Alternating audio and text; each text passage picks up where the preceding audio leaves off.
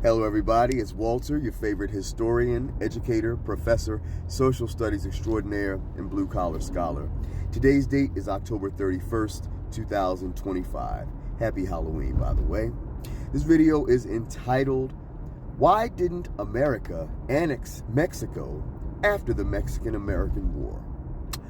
So, recently in my U.S. History 2 course, I taught my students, well, the subject for the day was American territorial expansion westward. And we were talking about the Mexican War and discussed all the particulars of the war between the United States and Mexico between 1846 and 1848. And so a question came up with respect to the Treaty of Guadalupe Hidalgo, which ended the Mexican-American War. Why didn't the U.S.A. just annex all of Mexico? I mean, and indeed, it's a very good question. By 1847, 48, the U.S. Army was in full control of virtually all of Mexico's major cities, as well as the nation's capital, Mexico City. So Mexico really was not in much of a bargaining position to resist had the United States sought complete annexation of the country. But the United States of America had no interest in annexing all of Mexico, no interest whatsoever. So I broke it down to the students specifically, several reasons why the United States did not bother to annex all of Mexico. Again, in spite of us having occupied all the territory that we originally sought in the beginning, all of their major cities, including the nation's capital, Mexico City, with the American flag flying over the town square. Okay? Mexico was completely conquered. They were done. So why didn't we annex them? Well, here are a few basic and straightforward answers. First and foremost, ladies and gentlemen, the United States did not annex Mexico as a whole because we had very specific land claims going into that war in the first place. We wanted Mexico's best land, and that's what we ultimately obtained as a result of the war. The land that became the modern-day states of California, Nevada, Arizona, New Mexico, Utah, Colorado, okay, and parts of other states as well. That was their best, most arable land, and the land the United States thought was of most value. The rest of Mexico was arid mountains and desert, okay? This is not what we wanted. We had no desire in the rest of Mexico's territory, okay? So that's reason number one. Reason number two, Mexico, obviously, was a nation full of 7 to 8 million Black and brown Roman Catholic residents.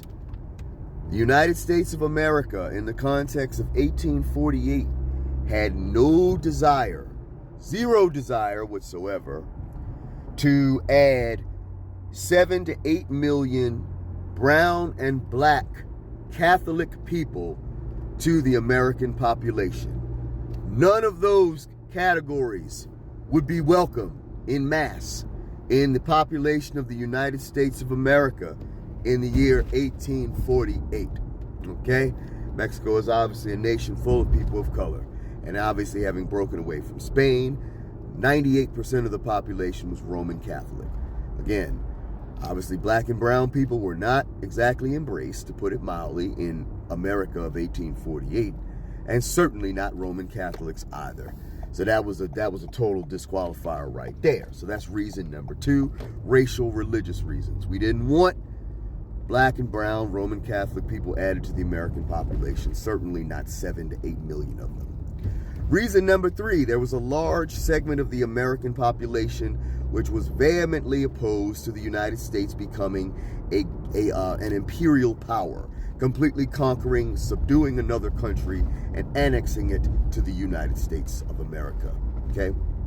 They formed a strong block of individuals, and to these people, the United States going down that road of annexing all of Mexico would pretty much place us on the same level as Britain or France, okay? And being that the USA was a nation founded from 13 colonies itself, we still had strong anti-imperialist sentiment in this country. While it was perfectly acceptable to take land from other countries, to completely conquer and subjugate another country and then annex it to the U.S. was seen as unthinkable in the minds of many U.S. policymakers. So that's the third reason, okay? And the fourth ancillary reason, essentially, is that I think deep down, U.S. policymakers knew that attempting to occupy Mexico would have been a nightmare beyond words.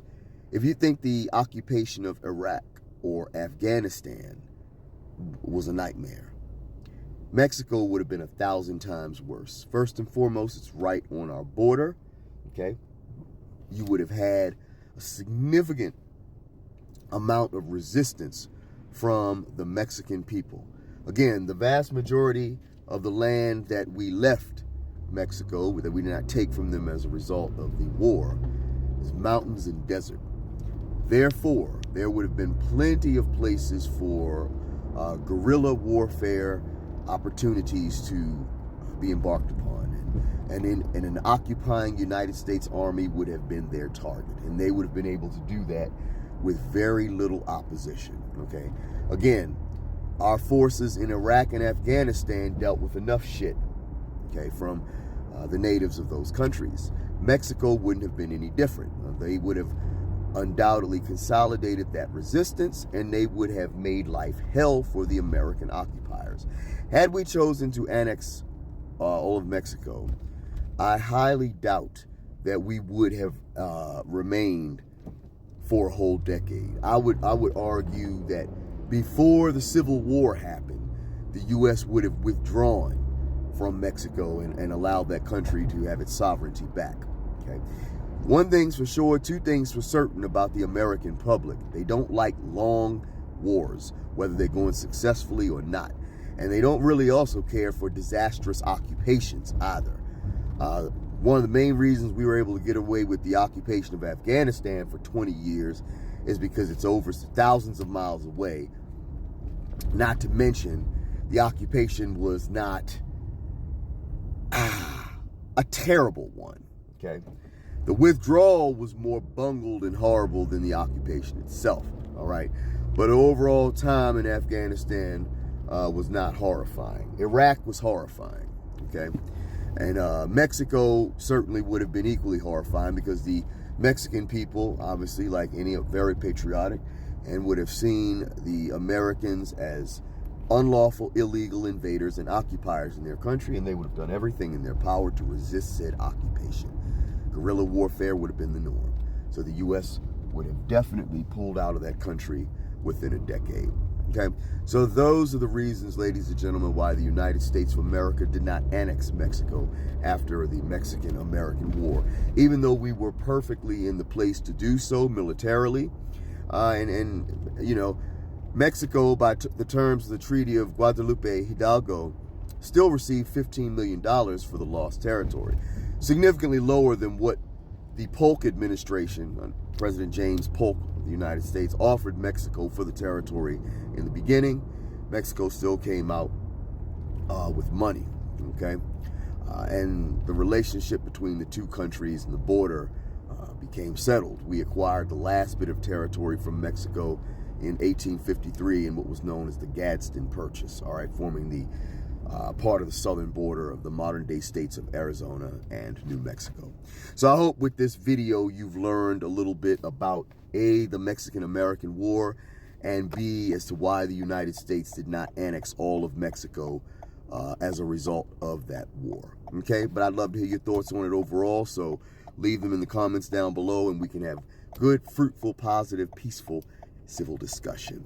Subscribe to my channel if you haven't already done so. I'd greatly appreciate it. Like and share this video as well. Take care of yourselves, stay safe out there, and I will talk to you at the next video. Professor Shelton, the Blue Collar Scholar, out.